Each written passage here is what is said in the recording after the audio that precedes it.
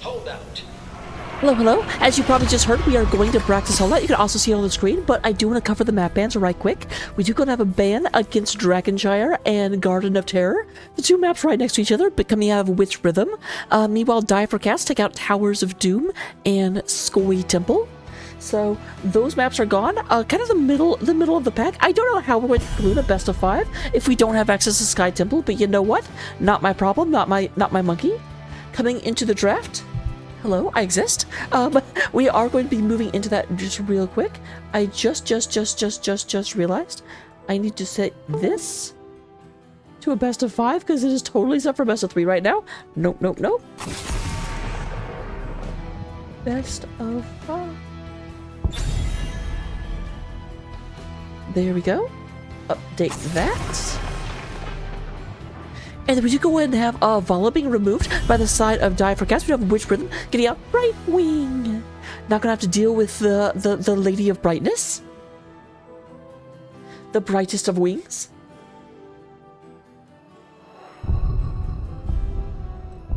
I need to dye my hair again. It's turning brown. We're right in the middle of spooky season. I can't be a goth icon with brown hair. That's not how it works. But we do go and have the Diablo being removed. I do like the Brightwing ban. I'm not so sure about the Hawker. Hawker's an okay duelist, but the thing I like about Brightwing is the Brightwing is a global. Dahaka still left up. That is surprising. Hello, actual Aura. There is another Aura that comes into these streams, and I always think it's you, and it's not Aura Windrunner. So I'm like, wait just a second. We do go have Lulu coming out on the Stukov. But locking that in very, very early. They did lock out Lulu's Brightwing, so they get the Stukov early. I have to assume we'll see an Anduin picked up before the ban phase. Those are kind of the like Triforce of healers, if you will. So we'll definitely have to. I expect that to get banned if it doesn't get picked up right here, and it does not get picked up right here. Instead, they take the Blase. That's either a 4-man Blaze or that's a mistake. Because here's the problem. I've run into this. If you take Blaze early and the other person gets to counterpick it, they just grab Leo and then, I mean, yeah, Blaze doesn't lose soak, but it's almost impossible to get Leo off that heckin' point with a Blaze. Like, he just hard loses that 1v1, which means you can't go out and contest Leo, which means you can't control top point, and then you're just have a problem. So I'm not sure that Blaze this early is actually a good decision. We do have the Taiki coming out. Taika's along with the Stitches. Stitches is definitely going to be trying to use that region generator at the bottom in order to just get infinity health. Tychus is picked up, so you can't do the percent damage. You also don't have access to Malthiel because, I mean, I guess in theory you do if the Blaze is indeed 4-man, but I feel like that Stitches pick is under the assumption that the Blaze is the offlaner, which means they can't have Malthiel because Malthiel is not in the 4-man. What are you talking about? There's the KT. Gonna stop the fire from coming down. Fire is coming down.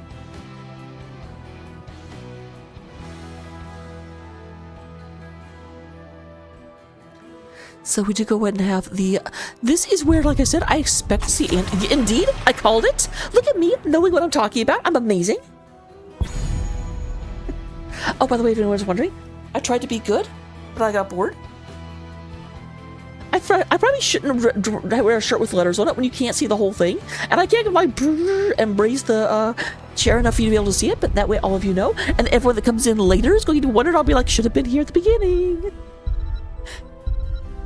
Just Brad things, like I say. We do have the fall stand coming out from Blitz, and then... All shall suffer. Oh, you cheeky team. So that actually may be a main tank Blaze. Okay, they got me. They fooled me. Leo, very good on this map. Leo, maybe not the strongest of the duelists, but Leo, it's very... If you have to commit to a fight with Leo, it's very, very hard to beat him. The way you beat Leo is by poking him, but you can't poke him if he's controlling a point that you have to take. For the Nexus. Okay, but that's a powerful play. The Malthiel is going to do very, very good into both Leo and Blaze. Man, and that also removes yet another opportunity to get percent damage against that Stitches. I actually really like the draft coming out from Die for Cats so far. So that's where my vote goes. Sight unseen. This pick may change it if like a Vikings come out, but I was gonna say they don't have a healer yet, so I would have a hard time seeing that being successful. We do have the Lucio. Going to come out here and drop the beats, as they say. But we are moving in to game number 1. Don't go anywhere. I will see you in just a second, and we'll get this party started. Best of 5. Let's go.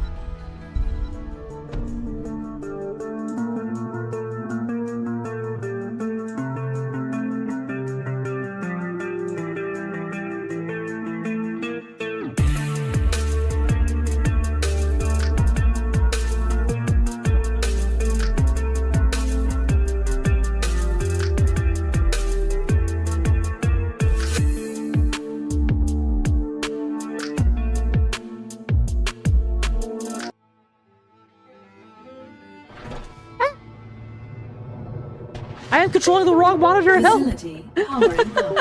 We do go and have coming into game number 1. We do go in and look at Lulu coming out on the Stukov. We are going to go in and see Michael on the Malthiel. Can I just say how appropriate it is for Michael to be on Malthiel? Like, those names just go together. Mark Zombie going to playing the Stotches. We are going to see Atlas on Tychus and Artanu playing the Orthia. They are your blue team. They are the Duchy of Decimation. They are Die for Cats. Meanwhile, on the other side of the battlefield, we do go in and have Vet Lungs coming out here on the Leo Rick. We do go in and get Real Rad Dad on Blaze. We're going to go ahead and get Gul'dan being played by Matt 407. Blitz is going to be on the fall stat. And then we do get King Dunce playing the Lucio. Nice hook coming out, but Real Rad Dad not going to stay in and get hit by that. They are the Regency of Rebellion. They are Witch Rhythm.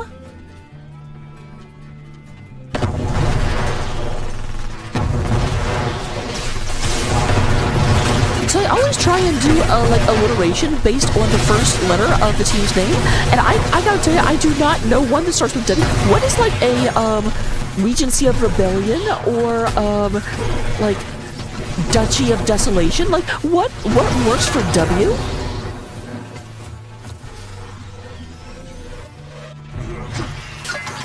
But we do go and have big teams going back and forth, trying to go and get this take up. Artanu going in and trying to build up this, again, level 1 talents as they come up.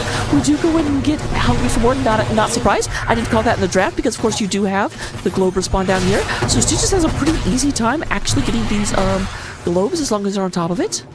On the other side, we are going to go and see Frequent Flyer coming out of the Fall Statty, and then Echo Corruption on that Ghoul Daniel. The battle between Michael and Vetlung. This is actually really smart on Die for Cats because like Leoric can fight Malthiel, but it's hard, especially at 10. At 10, Malthiel just kind of farms Leoric. So definitely Vetlung's gonna be like, I have to take down Malthiel early. Before level 4, Leoric absolutely wins these. I'm not sure Blitz had to come up, to be completely honest. I almost think Blitz should stay down below because they could have 100% guaranteed top. Like, Leoric will beat Malthiel before 4. It becomes a little bit hairier at 4 with Die alone, but then at level 10, that last rites really makes it Malthiel favored.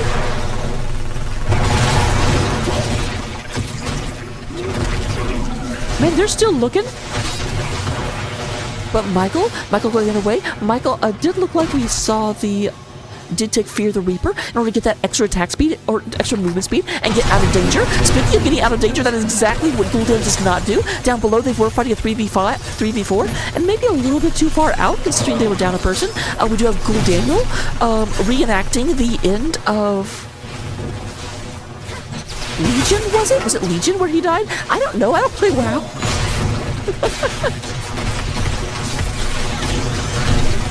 Nice stun getting out of Real Rad Dad.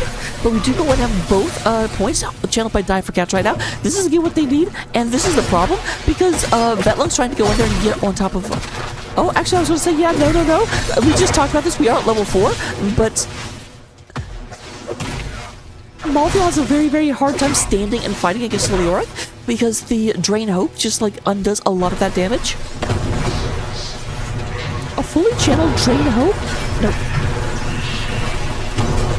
Click on you. A fully channeled Drain Hope deals 20% of their maximum health as damage and healing for up to 20% of his maximum health. So yeah, that's just straight up 20% of your health back every 10 seconds. It's very, very, very difficult to fight if you actually have to stay in there and like allow him that healing, allow yourself that damage. You kind of have to kite that and not be in it, but it's hard to do that when you're trying to contest a point.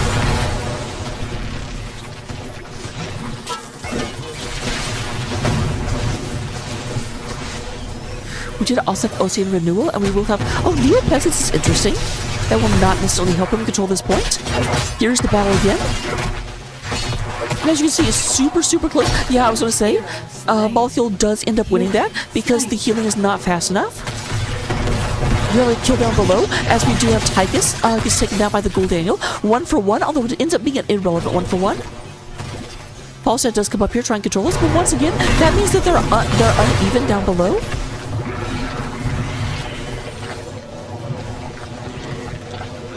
I do have to say, I feel like Witch Rhythm needs to trust their offlaner a little bit more, because especially at this stage of the game, like their offlaner can win that one-on-one, so they're unbalancing the area where they don't have an advantage in order to give themselves more advantage where they do, and I'm not sure that's the play, especially when they need to win early, because once Malthael hits 10, they will not have that advantage anymore.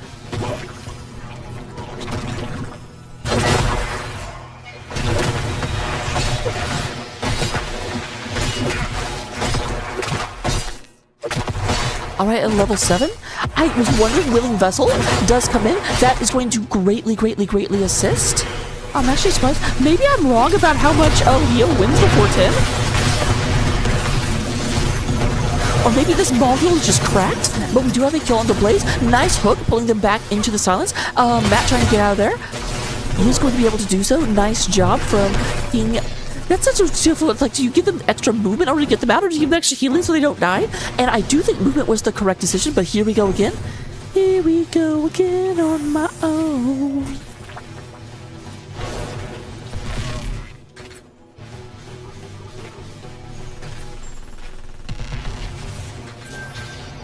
Let's set some on fire.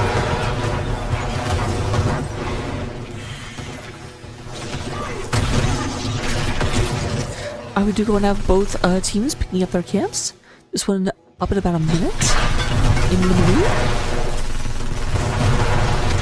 Leo is going to take this top camp while Falstad holds off the Malthael. Falstad should be pretty good into a Malthael. Malthael does struggle into range a bit. I say as Falstad almost goes down, but meanwhile we have the Orphea going down. Nice hook. King Dunce can pull back right as we do that. Unfortunately, Real Dad does actually miss with that.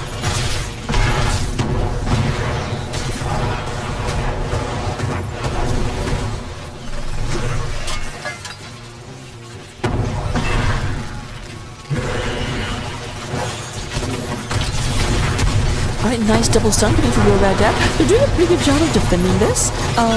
Neither team able to get a definitive advantage, but we are creeping up on level 10s. So I'm not sure that will continue being true in a second.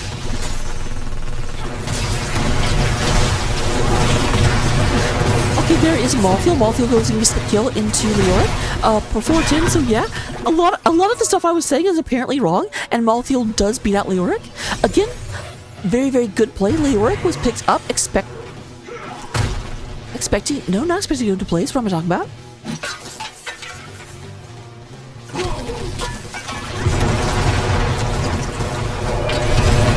There's Arsenio, getting stuck onto that, but does going to get them off with a Ravenous Feast. A little bit more big in progress, but taken very, very quickly back by Lulu.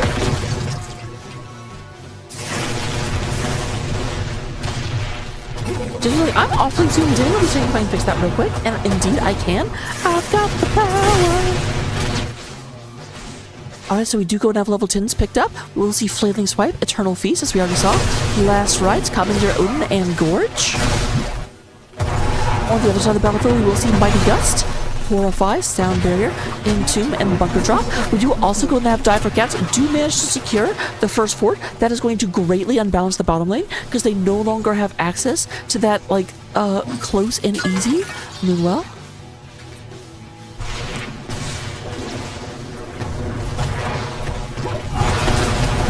Oh, a little bit of a split. We do have a lot of people going up top. Meanwhile, Lulu is in a lot of trouble. They do go ahead and secure the Leora, but they lose their Lulu. Meanwhile, it does look like we're going to have a trade out of points. No actual channeling done. But here comes Mark Zombie, Arthenu, and Atlas down to try and stop this. Real Red Dad is watching from the bushes. Does not want this to come in. And there is a nice stun onto Atlas. Zoning Eternal Feast goes and says, get out of there. Oh, King! That had to be a hook. I missed the hook, but there's no way Lucio got back there. Was that a gorge? Actually, I thought it was a gorge.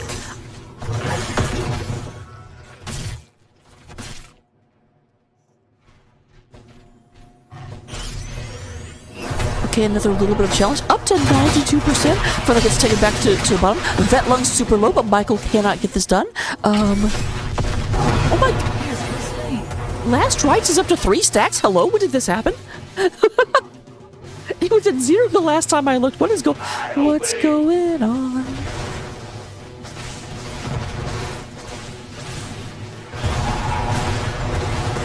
Master Assassin also up to 3 stacks. It should be noted. That's actually very, very, very aggressive stacking last rights. Because remember, we're at level 12. They've only had it for a few minutes. And in a few minutes, they've managed to get 3 stacks on it. There's another kill into Leoric. Everyone coming in. The teams are doing their rotational Mamba. There's level 13. Stitches accomplishing the most difficult quest in the game.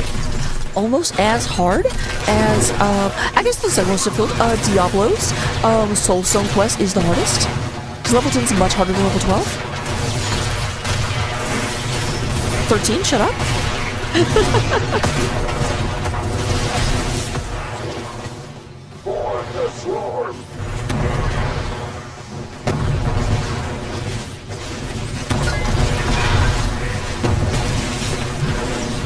Oh, we do have this being picked up. Meanwhile, though, we do go in at the top. Is under siege. And we may go in. Now, there's gonna be a lot. Oh, Malthiel. I'm sorry, my friend. I'm like, you are way too far out against that many opponents. I wonder if Gust was used. No, Gust is off cooldown. So I'm not sure how Malthiel got out there.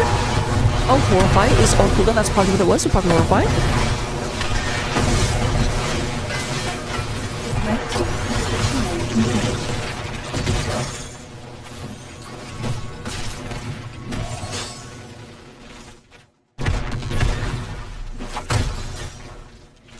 Where's your crown, King Johnson? Alright, we have a little bit more channel coming through. But I mean, these teams are really, really good on this map. I'm actually really glad. Usually when I see Braxis played, it's because one team knows how to play Braxis, and the other team like just forgot to ban Braxis, and they're not used to people actually picking it. But both of these teams actually very good at Braxis. Like, you can just see the competence as they really got their rotations down. There's a 4th stack of Last Rites.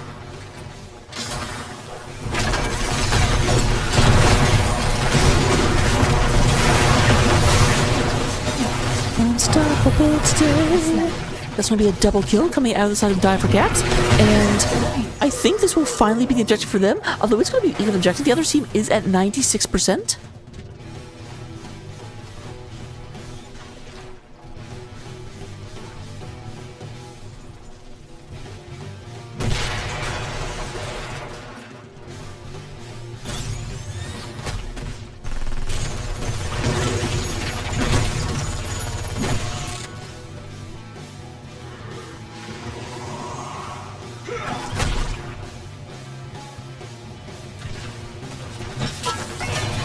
Alright, there are the Zerpies. They're going to go ahead and charge out of this holding pin and start moving down. I was going to show that at least once because a lot of players have never actually seen the Zerg holding pins because you just don't naturally go to that area of the map.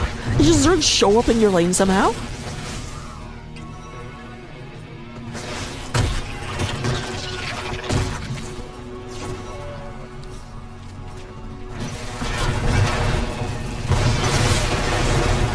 And here they go.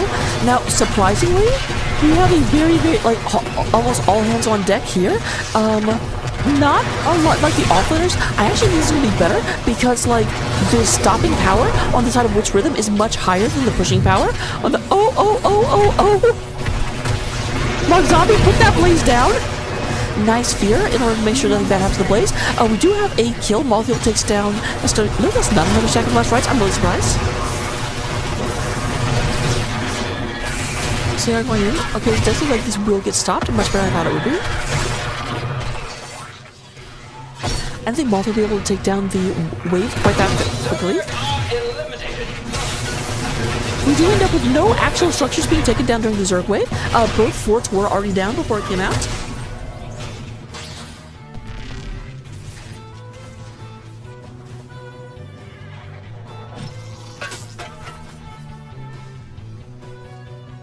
Dun, da, da, da, da, da, da, da, da.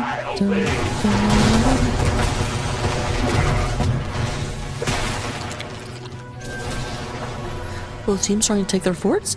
Eyeballing that boss, but I think they were just checking it for the other team. It would be awfully gutsy for either team to try and take boss with everyone on the opposing team still up. Hellbat coming through. Oh, they're coming over for a potential invade. King Dunce, you just left your whole team. Okay, good. I'm glad you turned around. I was a little concerned there.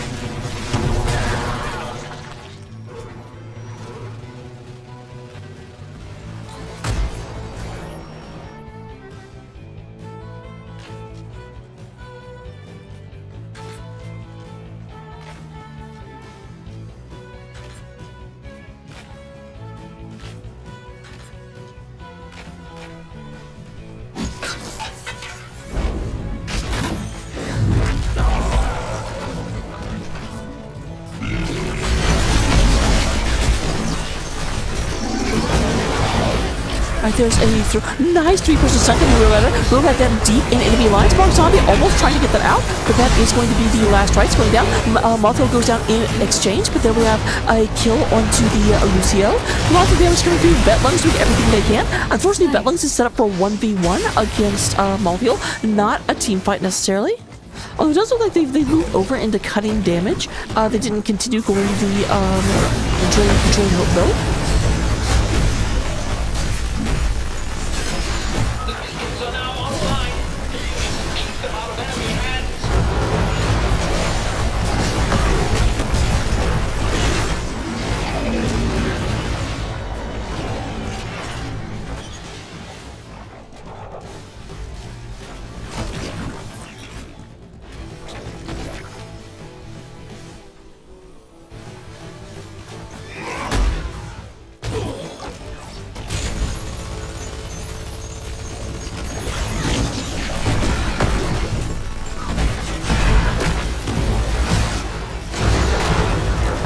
Down here, boss is pushing in. Unfortunately, the boss is going to screen the trying to get together all of these. Oh, but we do have Lucio. Lucio, did Lucio take high five? I can't remember. No, did take sound barrier. Lucio can't high five themselves. The Lucio especially can't high five themselves when they don't get high five. There is Blitz. Blitz goes into this last rights. Last rights up to 6 stacks at this point. Does miss with that, but unfortunately it looks like we're going to have a big push. The boss in bottom wave is going to be followed up very, very shortly by the map objective. And this may be setting up for a victory on the side of Die for Cats.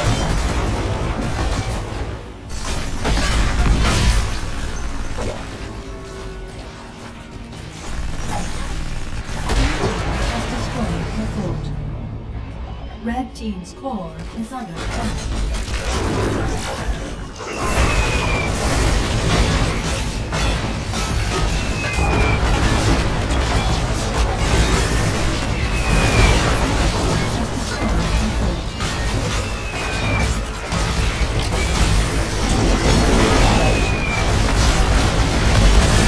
And indeed, we do go and have them push in. A lot of them in the bunker trying to go and hold this off. Michael very, very low on health, but even lower on health is the core.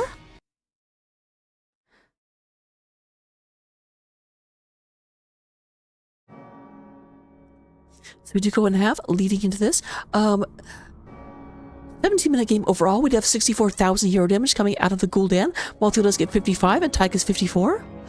In terms of healing, we do have Lulu out healing Lucio, 84,000 to 61,000. That said, Stukov is typically a more like numbers-based healer. You take Lucio in order to get the extra health by the sound barrier in team fights, or to deal with your opponents. He's kind of an ult-based hero, not a raw numbers-based hero.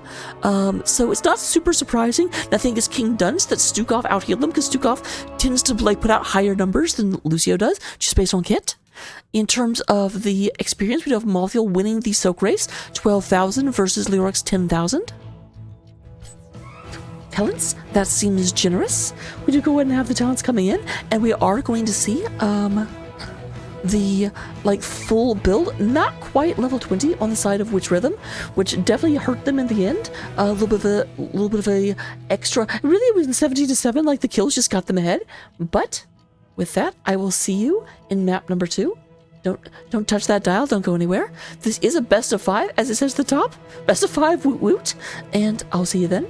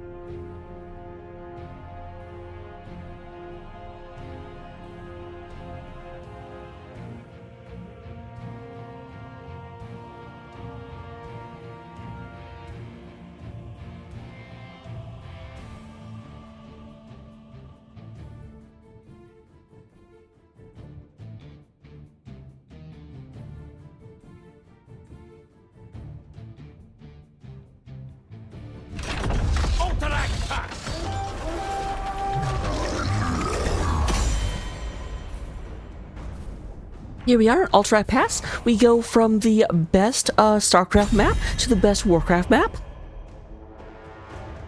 And everyone in chat just went, wait, what about? And then they realized this is the only Warcraft map. I do not want to hear anything about Warhead in chat. Warhead's a mistake. We still do have the hatred towards Lulu's Brightwing, which feels oversaturated to me. Like what? What?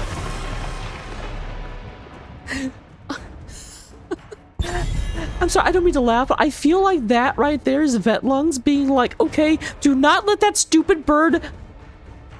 Actually, Falstad was on. That wasn't Vetlungs, that was, Michael. Being like, this Falstad keeps coming up and trying to kill me, and it's not okay. Okay, this does not surprise me. Lulu Stukov is, really good. I will not be surprised. Ooh, I wonder if they'll first pick Anduin and just take away all of the really good healers. Like, obviously nothing against Deckard, nothing against Tyrande, nothing against Malfurion. I've seen them all work, but I also I feel like the top healers are the Triforce.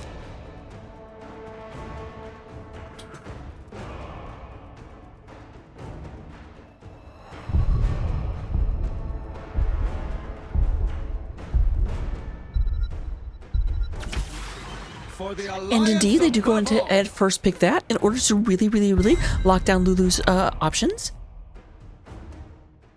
I will not be surprised if Lulu goes in and picks now, rather than like giving their opponents an opportunity to ban yet a fourth healer away.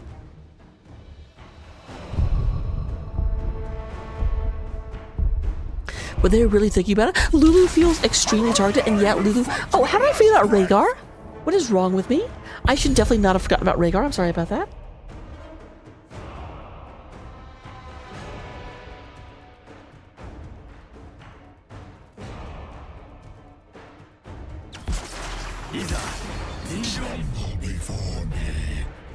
Alright, Genji does come out here on Alterac. Hogger is taken by Michael. I didn't really mention it, but Hogger will let them be a lot more efficient in taking that null camp, because Hogger can solo it, whereas most everyone else needs to send 2 people in order to take it efficiently.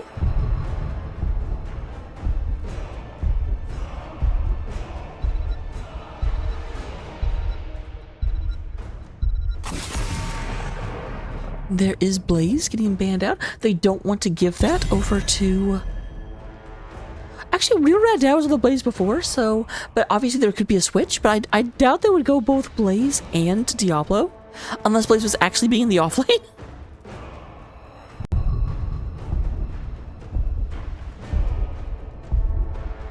This is typically a 1-3-1 map, so I guess Blaze makes a bit more sense, thinking that they're going to need 2 offlaners. Oh, entry the abattoir. Obviously something came out of scouting. I don't see Abathur a whole lot on this map, but there's some reason that they respect him. For some reason they respect Abathur.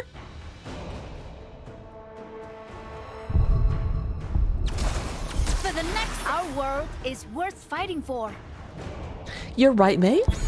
May raises a good point. So May of the Mark Zombie. We are going to have Orphea once again on Arthanau.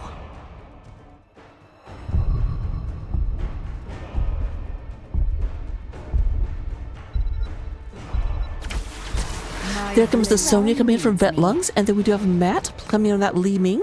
So it's going to be Sonya versus Hogger in the offlane. This is an interesting matchup. Sonya, I feel like has an advantage as long as... This is the case for a lot of matchups. Sonya wins as long as Sonya fights in the way...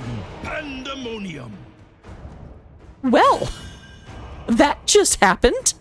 Okay, so we're going to have, we're going to have May in the mid lane, Hogger top, Chin bottom, and then Orphea Rhaegar taking the camps.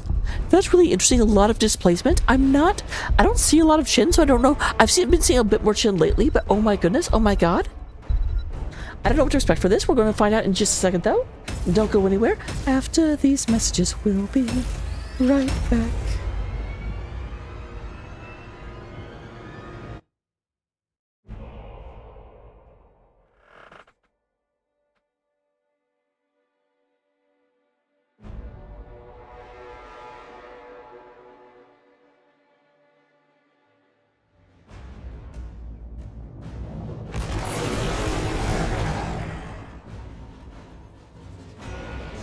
Here we have, moving out, representing Die for Cats on the blue team. We do go and have Michael playing Hogger, the Terror of Elowin. We do go and have Atlas coming out and playing Chin, Pandemonium, Storm Stout. We do go and have Lulu on the Mecha Rhaegar, the Gladiator Trainer. We are going to go ahead and have Mark Zombie playing, is Mark Zombie on May? I can't... Okay, they were too close together. Mark Zombie actually moves over to May. I didn't think that's who they drafted, but Mark Zombie going to be playing the Polar Researcher, May from Overwatch. And then we do, lastly, have Art now on the Orphan. Not really an orphan, but basically she disowned her dad, so the effective orphan, Orphea. Meanwhile, on our orange team, representing Witch Rhythm, we do gotta have Matt coming out here on the Li Ming. Real Rad Dad is going to be playing the Dibbles. We do have King Dunce playing the Anduin. We do go into Genji coming out here being played by Blitz. And up at the top, we have Vet Lungs running around on that Sonya. Running around at the speed of sound. Not my favorite Sonya skin, but I will never complain about a Nexomania skin.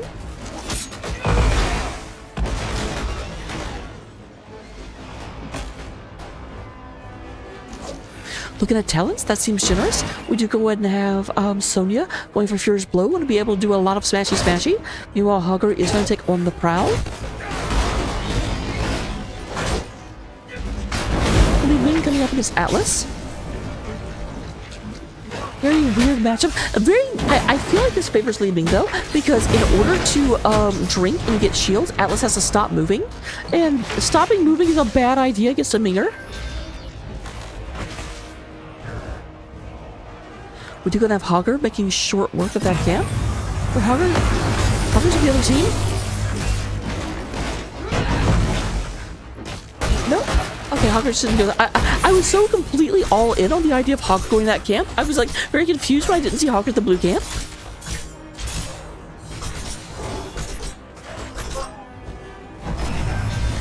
So this is going to comes out significantly later. A decent bit of damage will be done to this wall. Here goes Real Guy Dad, moving down and trying to go ahead and mess with people. Mark Zombie coming in as well. 4-man in the middle. 4-man in the middle doing a dance. We do have Li Ming coming up here to help with the defense. Beating Shin all by his lonesome in the bottom lane. There is Diablo. Real Dad goes in for something. They do lose the wall. One tower still up.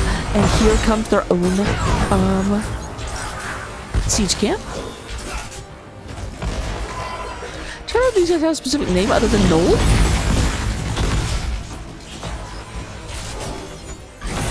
Like Black Paw of Ravisher or something, I don't know. Get ready to free them.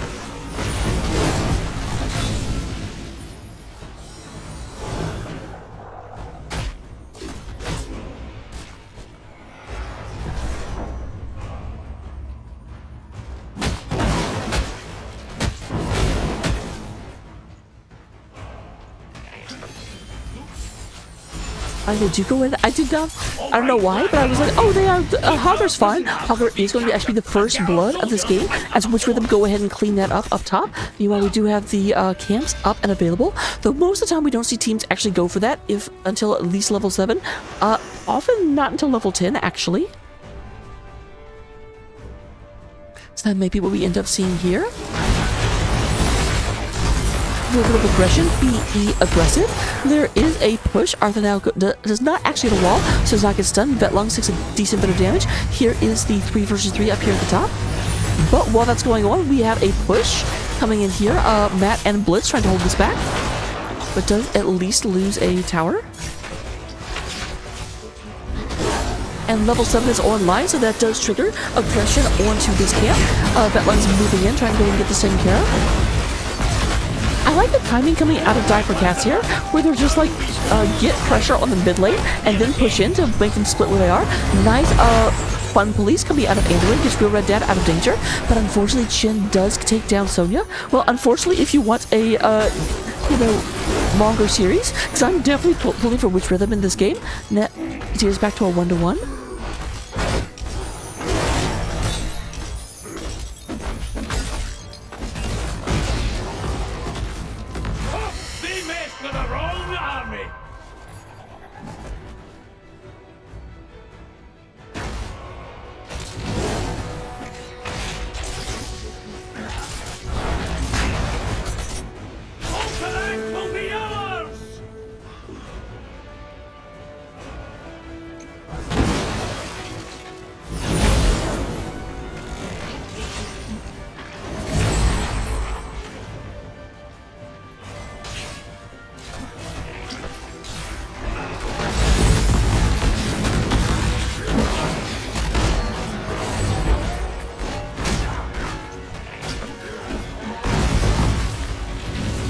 going to have the camps pushing in right now.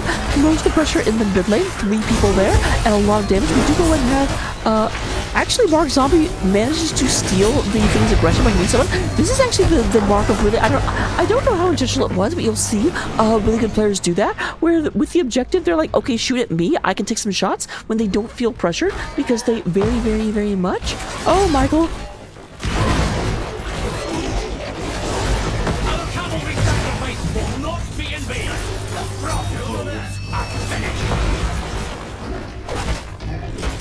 Man, they're just getting chunked by this. Like, this is one of those things where I just said where they don't feel too in danger. There's a lot of enemy people here. However, there goes. They do get a second port with that initial phase. Nice running around. I'm actually very, very surprised that Michael survived that.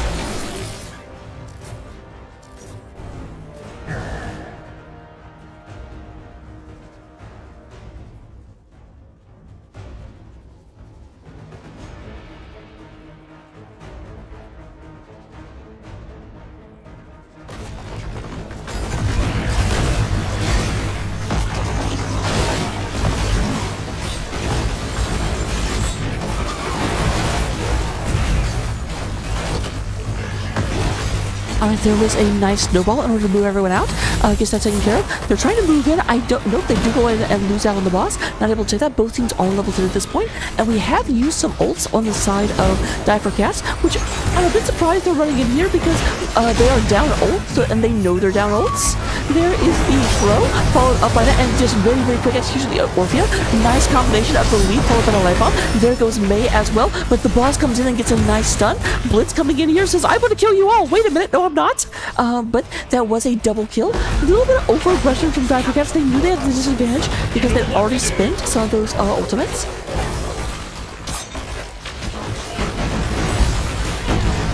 But this goes in, is taken care of. Real Red Dead moving back, and there goes the boss. Falling down, does not quite get the keep wall, but one of the keep towers super low. And it's going to be burning for the rest of the game. Honestly, I feel like Abathur should just be given for free. Like, these teams do not have any firefighting. They just like let things burn forever. I've played Warcraft that will eventually get destroyed. Actually, I think that's only in StarCraft. I don't think things burn down in Warcraft, come to think of it. Do they? I know they don't in Warcraft 2. Warcraft 3 they might.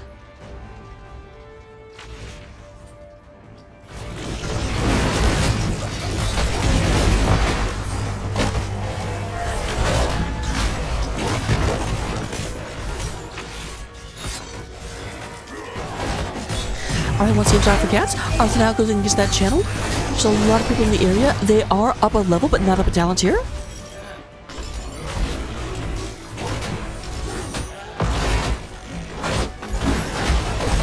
Red Dead looking for an angle. They're all coming in. They're all coming through the same narrow corridor, but that is going to be the avalanche being used, only catching Real Red Dead, and he's already mounted up, looking back in. Nice zoning from the Hogger. Now we're down to about 10 seconds. Nice job with the chin in order to stop the light bomb from doing anything. There's the Apocalypse coming out. Apocalypse going to and does actually stun the Hogger as they come out. Then we do have the Ancestral Healing. Atlas super, super, super low. But we do go and get the channel. Here comes another wave of the riders. But Arthur now goes down. We have Vetlung. He's getting a lot of damage. Real Red Dead in an angle trying to go in and hit people, but also extremely low. There's Hogger tries to get out of danger. They are trying to hunt this down. Shin is on the wrong side of the team and does not have the barrel to get out. Lots of damage going in, trying to go ahead and move through, but that is going to be an end to the Storm Stout. 2 down for Die for Cats, and Witch Rhythm losing the objective, but having a pretty decent shot at defending this with their opponents. Although I don't know, the death numbers are very short. They will be rejoined by the rest of their team, our Die for Cats.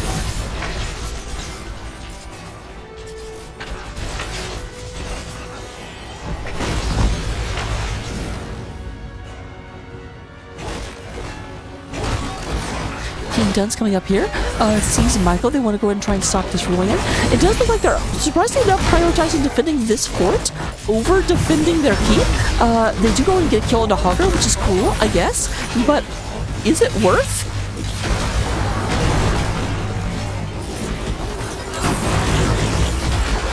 Vet Lungs very much getting zoned out by Mark Zombie. Once again, Mark Zombie goes and takes some hits because they can support him. Here comes King Dunce. Here's your crown, King Dunce. I will always think that. You can't stop me. Oh, nice. Mark Zombie going in and hitting that, but it was predicted to come out. I do think that the Eternal Feast was used ahead of time. Real Red Dead, lots of damage coming through, and that's going to be a double kill for Orphea. Goes in and gets taken down. Only 2 members left on the side of Witch Rhythm.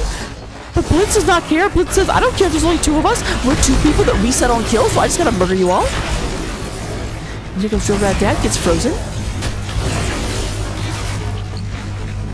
Now, Hogger's not with them. Hogger's back taking a camp, which is exactly what good Hoggers do. And surprisingly enough, they do actually save the lower keep. I thought that keep was dead for sure whenever they prioritized defending the top fort, but I was incorrect.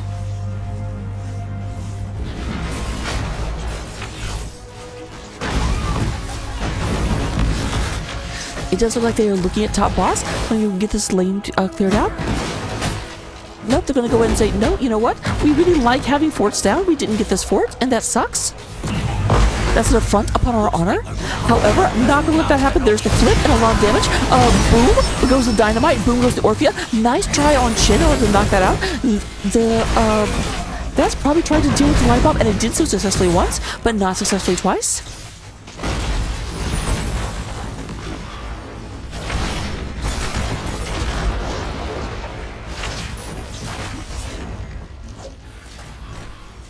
Here's Mark Zombie. Mark Zombie is looking for an avalanche, but it looks like most of the team is moving away. We do have Atlas kind of off in no man's land. Meanwhile, Sonya has gone back to try and deal with this.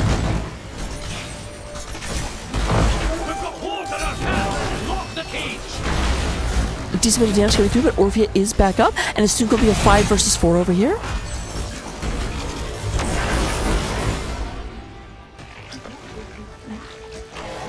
Sonya is rejoining them. Blitz in lane, trying to get that experience, trying to get up to level 16. There they have it, 16 all, dead even in terms of level and talent tiers. Relatively even in terms of experience, only about a third of a level lead on the side of Die for Cats.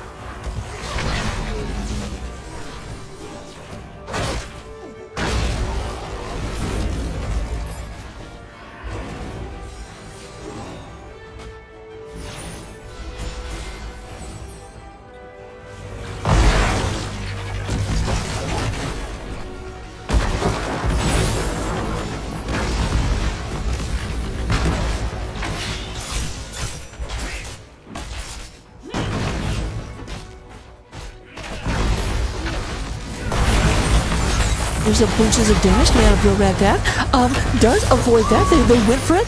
There is that, but no immediate life bomb. There's the life bomb. And we do have Hawker going down. Lots of damage. Oh, Orphea not able to go anywhere except for back to Hollow Storms. And that is a double kill on the side of Witch Rhythm. Exactly what they needed. That this very, very likely is going to turn into an objective for them. But, oh, Blitz is trying to get out. Blitz is like, stop!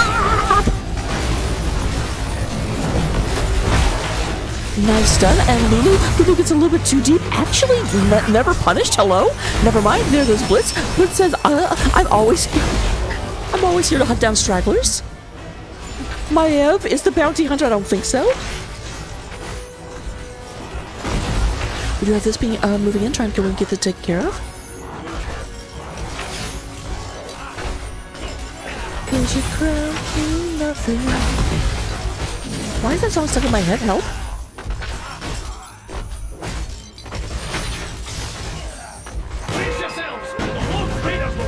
So this is going to be a horde push coming through. We'll get the lanes. Looks like a lot of them are top lane. That may be the lane they're prioritizing.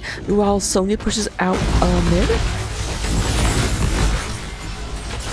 We do start to see people rotating up to deal with the obvious threat. Now this is going to get a lot done because this is going to bring out another wave. So this is going to be a double wave plus this guy. But here's the real engagement happening up here. Yeah, Sonya moves down below in order to capitalize on this pressure. It does look like all 5 members of our blue team have gone up top.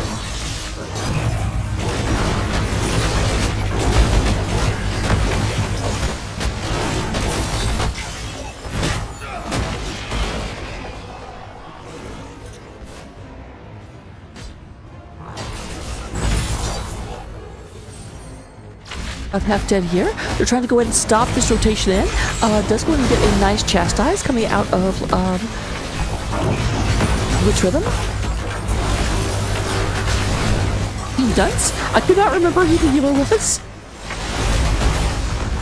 Do we have Lulu? Lulu getting caught up. That's going to be a very, very... Or not Lulu, Lulu.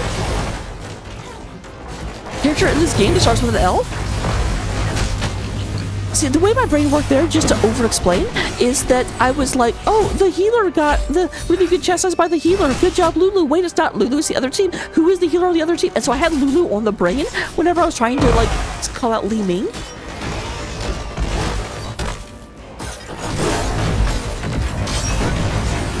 That's going to be a kill onto Sonya as well. 2 deaths. Oh, Diablo? Diablo's picking a fight. Genji needs to get up there. This is going to stick. Oh. Actually, it's not going to be sticked out. They say we're going to go in and secure a fort, a keep. And there it goes. I'm a bit surprised that everyone hearthed back there. Because, like, they couldn't save the keep, and there was... I really do not believe that their opponents were going to try and end off that.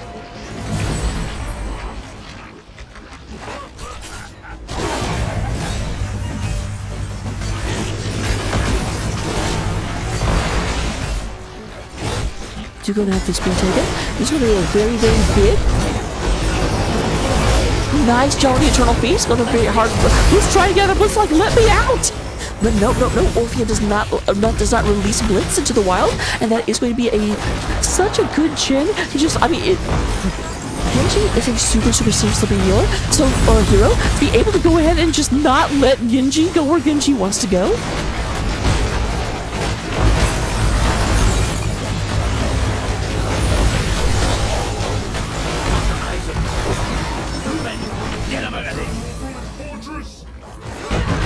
That's going to be a second fort going down.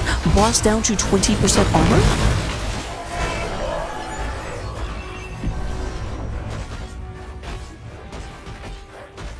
Meanwhile, we do go ahead and have the camp being taken by the allies right now.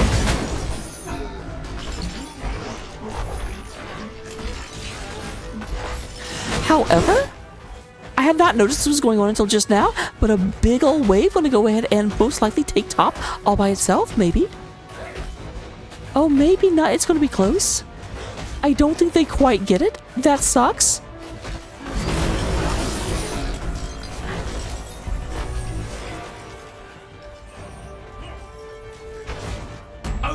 Take us down to 2,000. Fight back and claim the prisoner.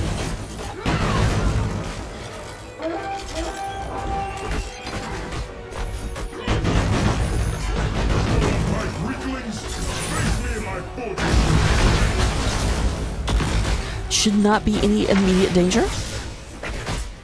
2 lanes will eventually win the get map by themselves. They'll both have to be pushed up. And there's the Eternal Feast. Oh, Real Red down to 90 health. Oh, here's Michael. Michael saying, no, get back here. I want to kill you.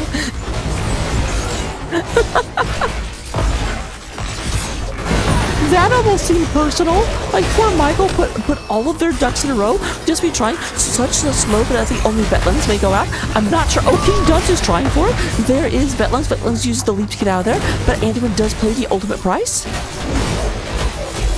And the ultimate price is a minute in the hall, waiting to respawn at the Hall of Storms.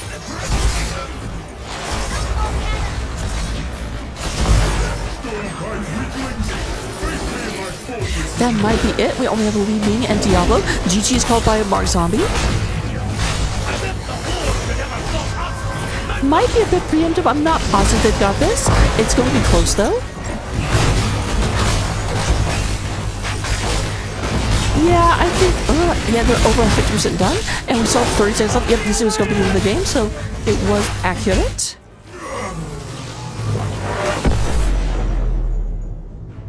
And that is going to be the end of map number 2 here on Die for Cats.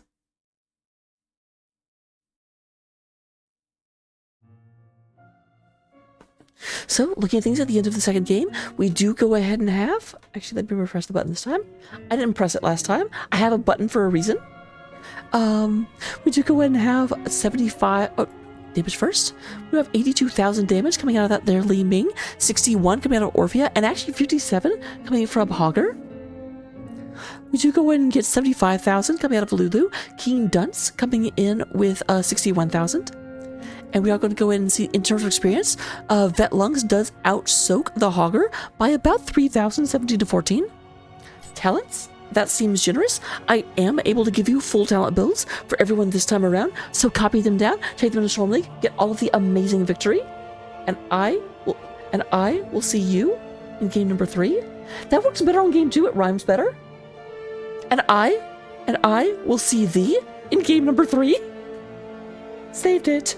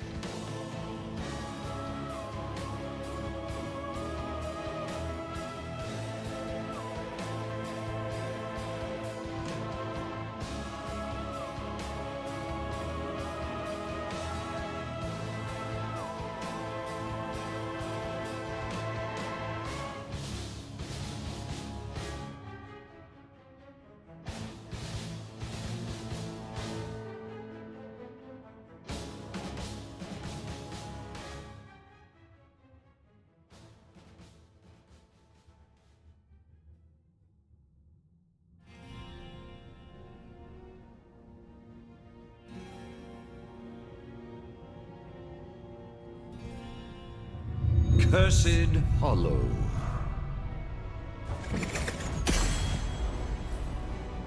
Well, thank goodness. I was concerned that here we are, 2 days before Samhain, and we weren't going to get any of the spooky maps. But thankfully, they come through for us. Specifically, which rhythm comes through for us, choosing a Cursed Hollow. We do have the first ban on Falstad, once again, not wanting that stupid bird messing with the top lane. This is usually a 1-3-1 map. The map is too big to double soak effectively, or more correctly, you actually can double soak it, but the transit is so long and goes through like such a difficult to watch area that it's not too hard, especially for like a mobile hero like Genji, to just get into a location and gank on the way.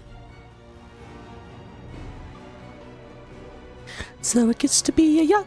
Still being completely the fun police for Lulu, not letting them have Brightwing. Are we going to have the Stukov ban? Or is there someone else they're even more afraid of? Nope, it is the Stooky Dookie. Not going to let that through.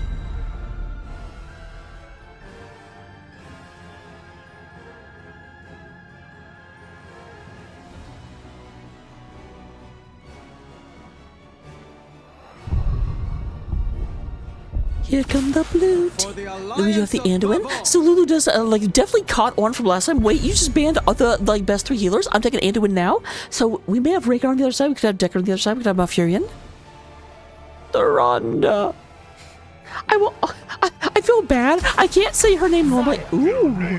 We have Zarya coming out. I like Zarya. Zarya and Greymane is a really good combination because it gives Greymane the survivability he definitely does not have unless Greymane go in.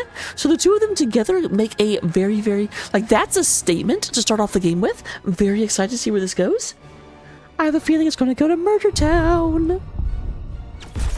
Change is upon us. We do have Michael coming through on the Dahaka. We haven't seen Dahaka all series. I really like Dahaka. The ability to continue soaking and then show up to the objective when he's needed, like Robin.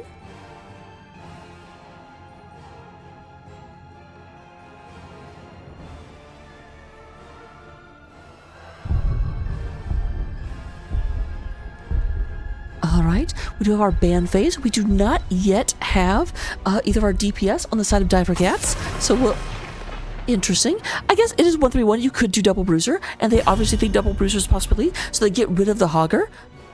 On the other side, there is no tank and no healer, so they may go ahead and take advantage of the fact that their opponents banned out the two really good healers, and they've taken the third, and go ahead and ban out Rhaegar or Deckard here.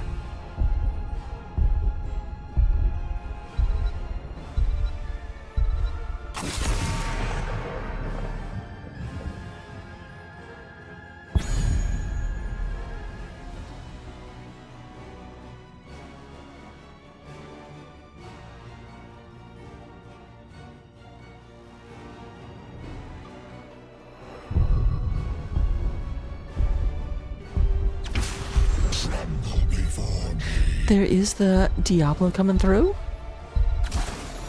Need a light. And Vet Lungs. So we will see Blaze once again. So we should have Diablo. Ooh, who's the other off? Is Zarya going to end up being an offlaner in this? It's highly possible.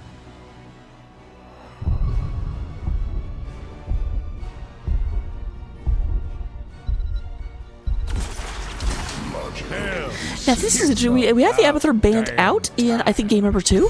So we do have them showing up now. So it's going to be Abathur unbalancing the offlanes. Like, Abathur's very, very good on this map because obviously you can push a lane to be... I heed the voice of Elune. Hi? Okay, a lot of exciting stuff going in. Sorry, I got a DM, had to check on it because I also completely missed the fact that we had Morales banned out. So they do have to go to Ronda since Morales has denied them. Very interesting. So a lot of eggs in the Greymane basket. But here we go. We are going to go in and get into the game. We're going to go in and see what we can do. Here's the problem. Greymane does a lot of damage. Greymane does even more damage with Tyrande, and there's less bodies in the fight at this point. But we'll get into the game. We'll see what happens. Hopefully, we have a Witch Rhythm victory because I want more games, but we'll have to find out.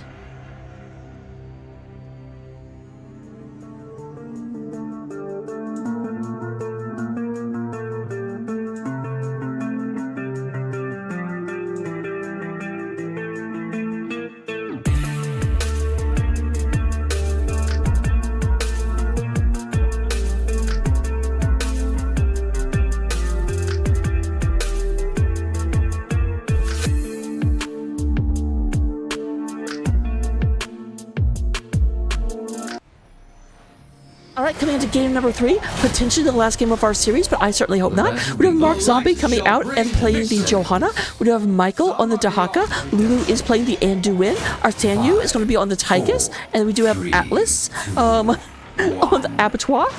Meanwhile, on the other side of the battlefield, representing Witch Rhythm, we do go and have Greymane, the werewolf of Gilneas. Being played by Matt. Blitz gonna come out here and play Zarya, the Shield Maiden. Okay, that's not really her title, but come on. We do have King Dunce on Tyrande, the Priestess of the Moon. Vet Lung's gonna be playing Blaze, the Firestarter, and then the Lord of Terror himself, Real Rad Dad, going to be playing the Dibbles.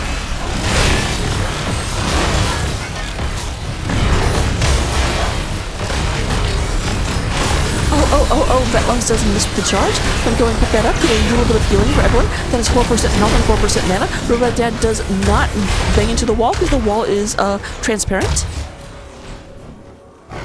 Nice damage down below. They actually do get a wall and a tower, half of the actual big wall.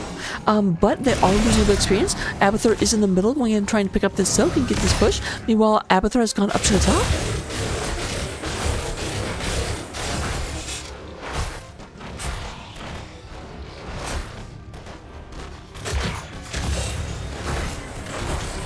Oh, Vet Lungs takes a decent bit of damage. Nice job from Michael to actually go ahead and interrupt that and get some free damage on the way through. Because Vet Lungs was definitely too weak in order to actually stay and fight that.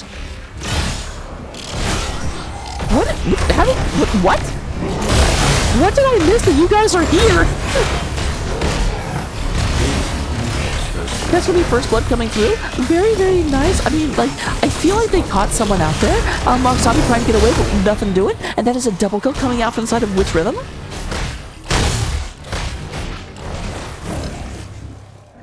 There is Atlas Dormevu. We have Michael moving into the mid lane. He is going for enhanced agility, so he's going to try and race car. Might actually be trying to double soak this map. That's a dangerous proposition.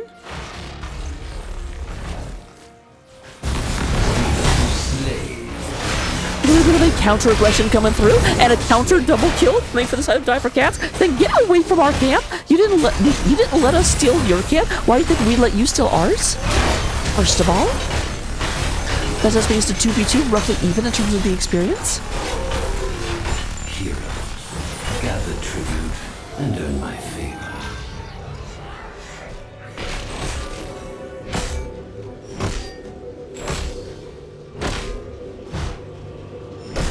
Lot of mines.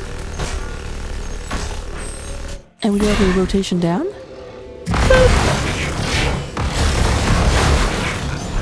Zarya coming in.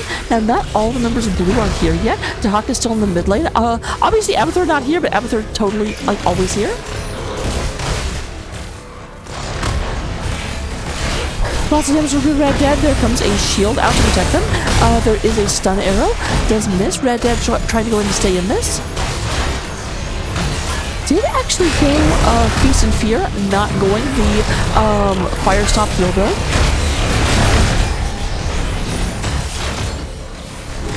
Nice prediction by the Dahaka. Did catch that charge with their tongue. Lulu does a bunch of damage, and Lulu going to be going down. Now keep in mind that the Abathur group, so Die for Cats, should be weaker prior to 10. So don't take the fact that they're losing the fights now to be, to just mean that we've got a game 4 coming. I certainly hope we do, but we gotta keep things in perspective.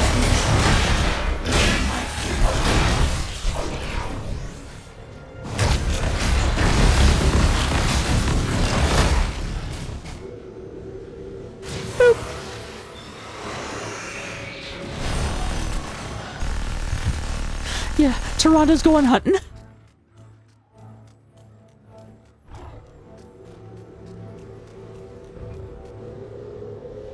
Yeah, Ellis, like, I don't know where to stand.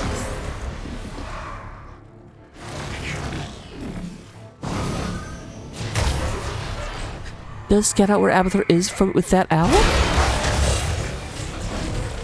Man, I gotta tell you, Michael really good on this Dahaka. That's the second time I've seen a very, very... Like, I don't think that's reaction. I think that's prediction. do have a charge in from Vetlungs. Very, very low health pools on the side of our orange team. They do go down. It's 4 versus 4 plus Abathur. Vetlungs doesn't miss that charge, unfortunately. Again, very heads-up play, kind of predicting what's about to happen. Oh, is it?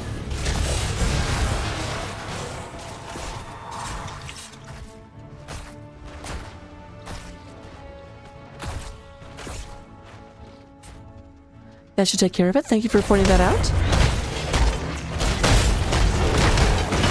Thought I checked all those before we got started.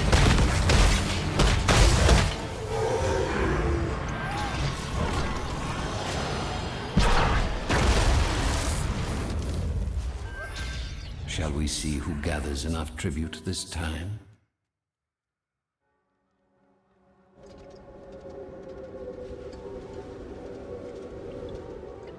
Tribute is coming up. We already do have some mines set up.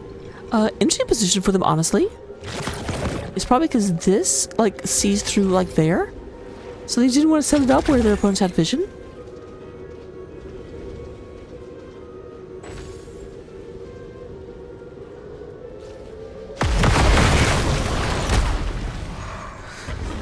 Diablo does set the ball off, but obviously you want your tank with like the ridiculous health pool to be the one to set up. Diablo does have 100 souls, so max, and they don't even fight this. They were waiting for level 10. They wanted to go in with advantage, but unfortunately they didn't quite have 10 online. However, there are 2 siege giants up top trying to push this down.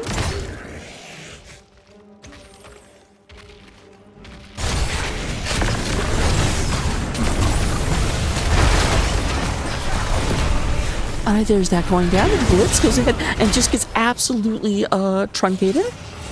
That's a word now.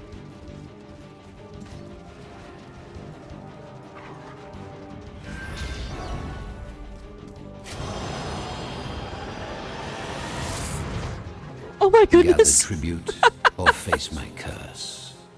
I can't believe they didn't see that. Like, I think they saw it right at the end, but...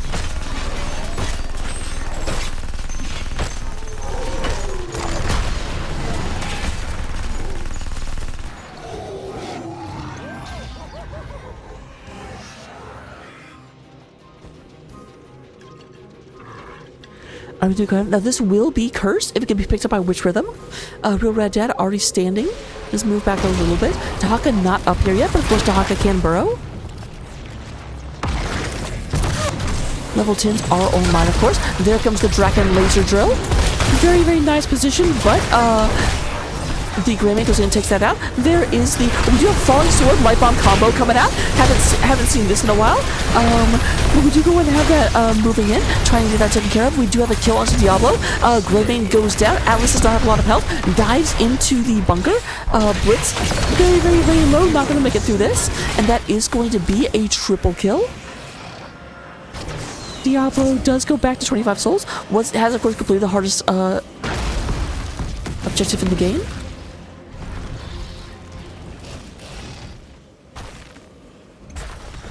And there's that pickup. That's their pickup.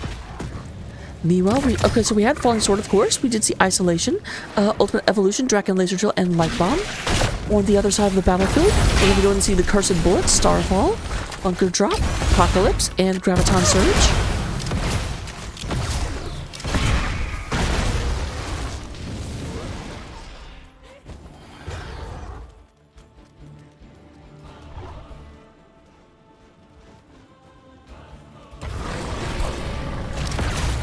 Blitz comes through, does a lot of damage. We got a real red death. Nice burrow. I really thought I was going to get a lot more there, but not. Graviton Surge does barely cast Dahaka. Obviously can't burrow under it. We just use the burrow. But I still think Diablo actually gets out of this. Or Dahaka, the other D hero. More zombie coming through, trying to go and keep people in place. There is, once again, nice light bomb. Boop. All dressed up with nowhere to go. Looking like Lulu down from Mom. Lulu actually survived that, was down to 22 health. I was singing a song about how Lulu was dead. Guys, it is very rude of you to make my songs be liars.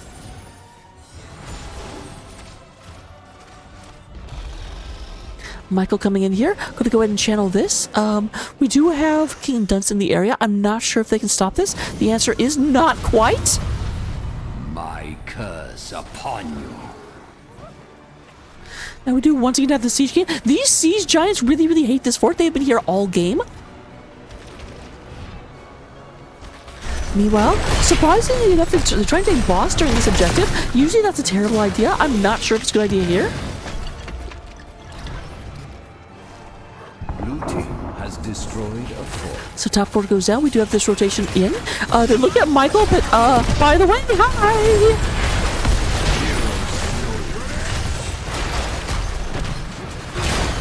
Into the pillbox indeed. Toronto gets sniped from behind. They were trying. The sniper has become the sniped. And that is going to be the second fort down, and the third not long for this world. Blue team has destroyed a fort. So that is a hat trick. All three forts down the same objective phase.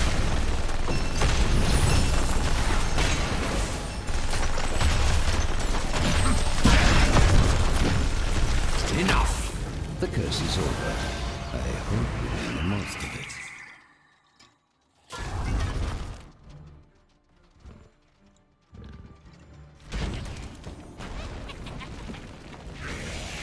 Alright, we are up at level 16 on the side of our blue team, so this is a lot more difficult for Witch Rhythm to be able to do an engagement because they are down a talent tier, and they won't catch up for a good long while.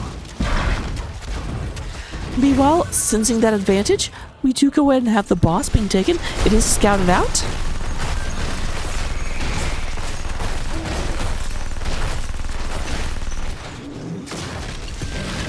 Yeah, Anti-Smash, you might have to change your name to Anti-Smash after these combos.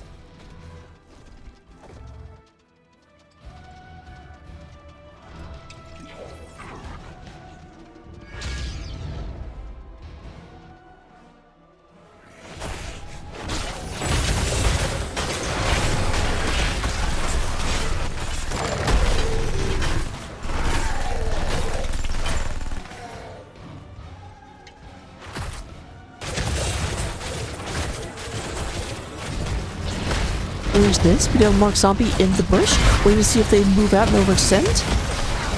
And there, once again, 3-person, and there is the fall down. Vet Lungs dives into the bunker, lots of damage. We can go and have the APOC coming out. Unable to move is the Blase.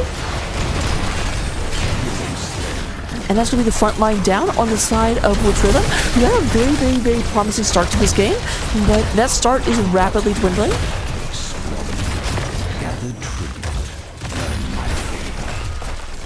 Your keep has been taken. Oh, the irony. Red team's core is under attack.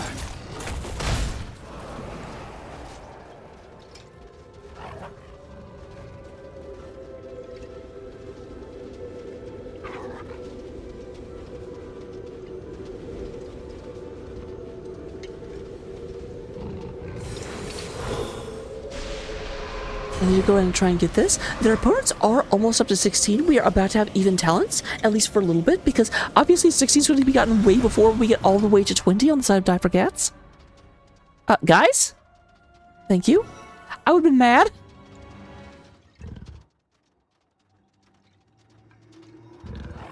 That's worth 2 minion kills of experience. And of course the 4% health and mana regen.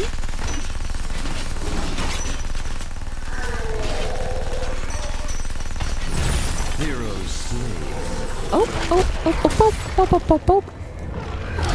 I don't know what you guys are doing over here. It looks like Abathur tried to come in with a evolution in order to save that. But that was very, very, very deep.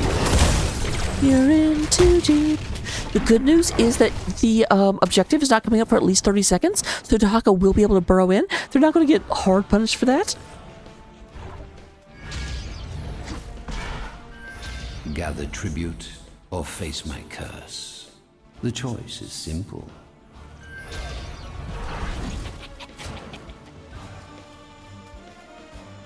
Once again, they are really good at taking this camp. I'm constantly seeing these siege giants. Obviously, we do have opposing siege giants in the other lane.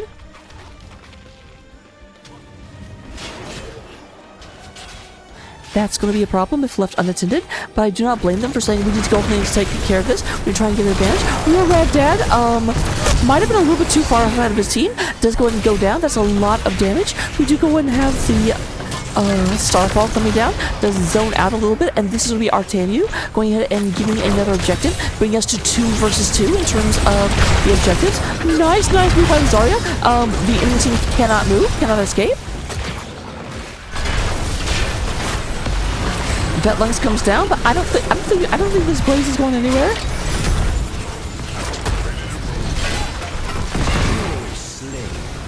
This time, in the battle between Blaze and Tychus, Tychus was the superior Space Marine.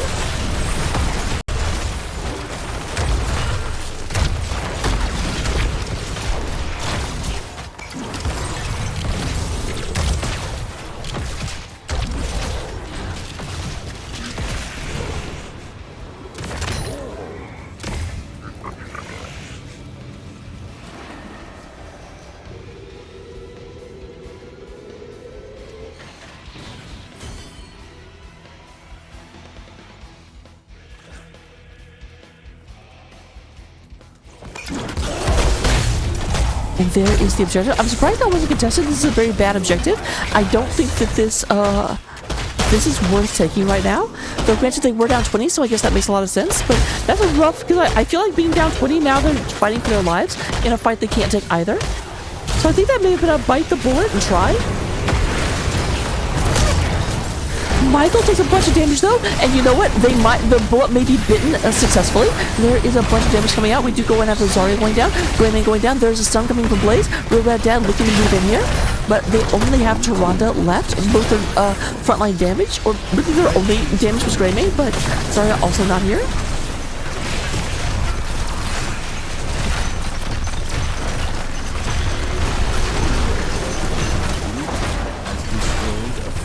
We do have an Atlas over here with the Ultimate Evolution Tychus, and we'll just add extra fuel to this fire, extra bullets to this core. Trying to move in here. We do go and have Real Red Dad. Takes a bunch of damage between the 2 Tychuses, and Vetlungs goes down as... Vetlungs goes down as well! So the curse ends. Curse is down, but I do not think they can save this. We are down to 50%. GG called by Mark Zombie.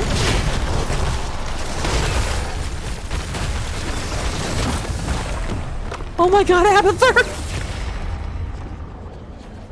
That bird is 2 seconds from killing Abathur. So let me go and see if I can set up a interview.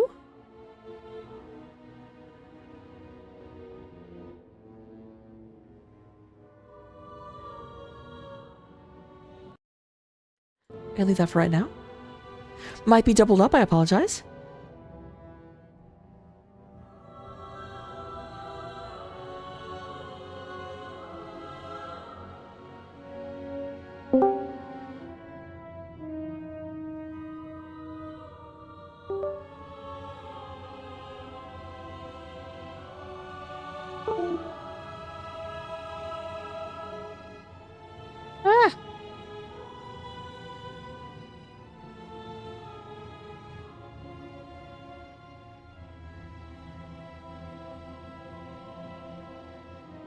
I will have to see if I get joined by anyone. I imagine I probably will be. They have not turned me down in the past, so we'll just have to see.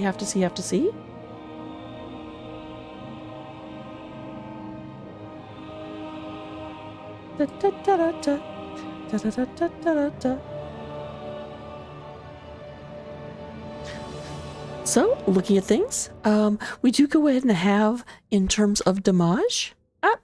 I'm on the wrong screen. That's a problem. Oh, here we go. Hello. Hello. Hello. I am joined so far by Mark's, basically the whole team. It is the whole team. Not yet. Come on. There we go. Very much congratulations. How you guys feel right now? I think we're feeling pretty good. We're excited to get a playoff win, and I'm a little bit tired. It's getting late, but we're feeling great. We got a playoff win. Yeah. Is that not something that has happened before? I don't know about your competitive history throughout Heroes of the Storm. I've never been on a team with Lulu and gotten a playoff win, but I have been on a first, second seed team with Lulu and choked in the first round of playoffs multiple times. Well, I think this is maybe my second time to win a game of playoffs. I can't remember.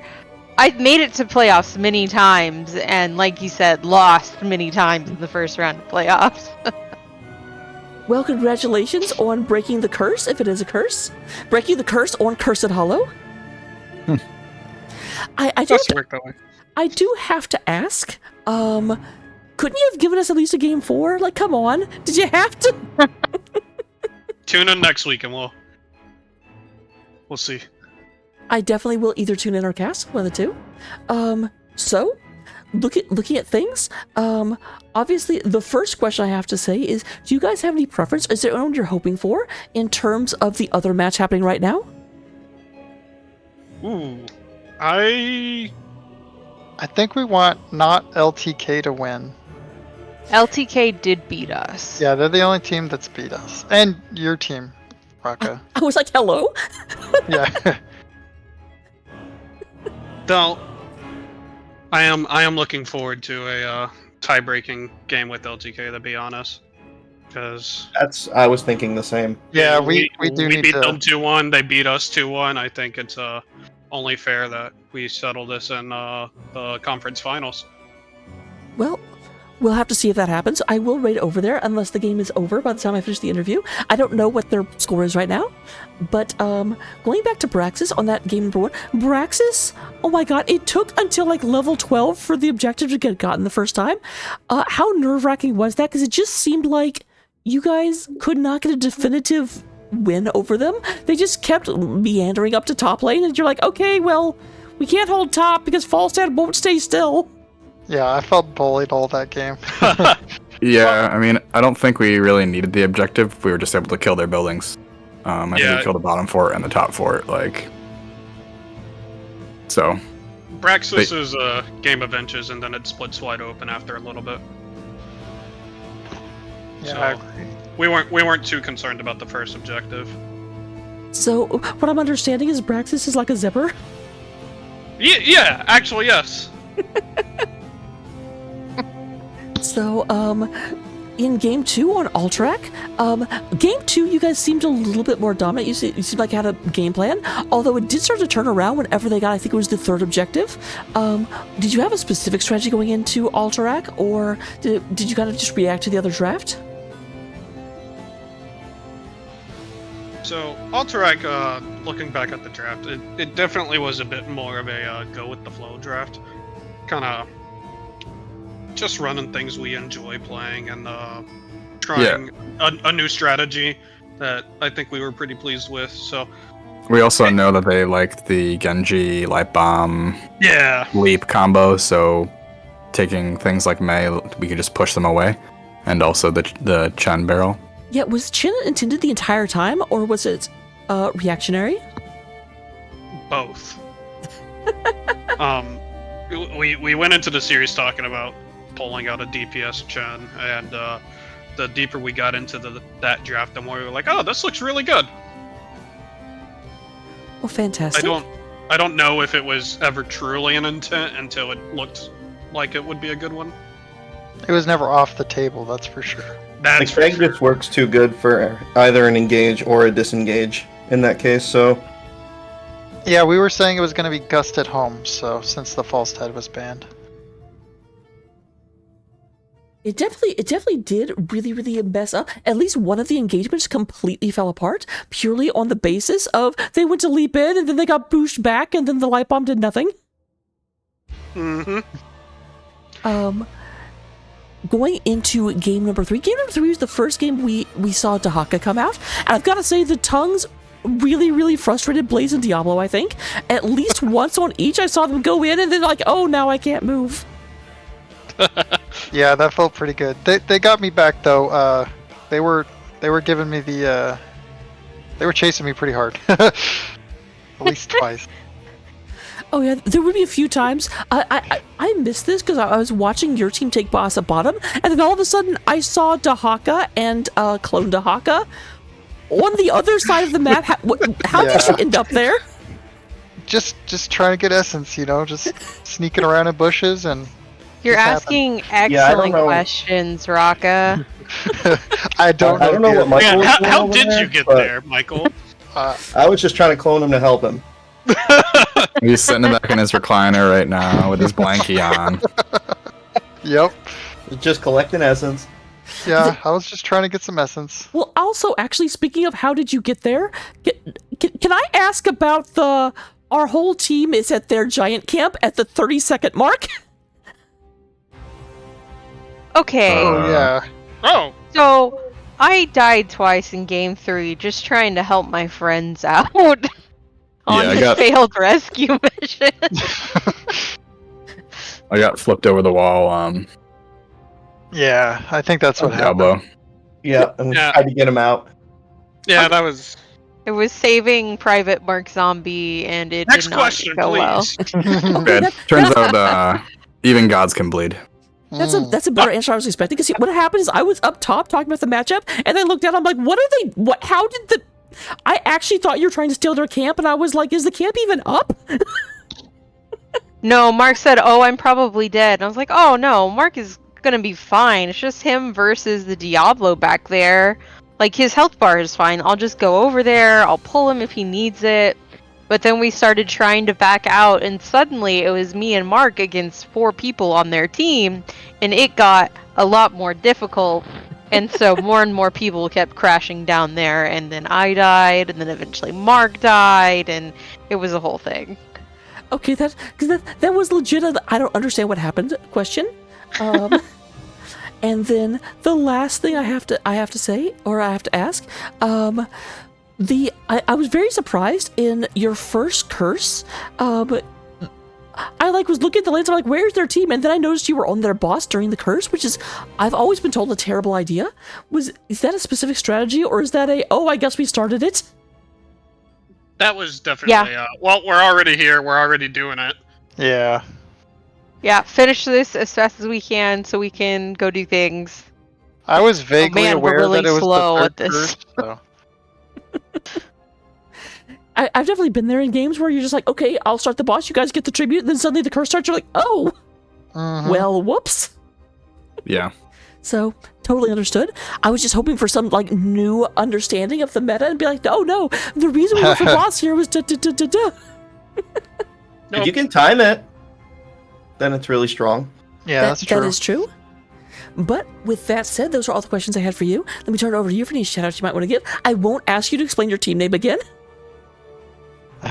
But do you know why our team is named this? I mean, I certainly do.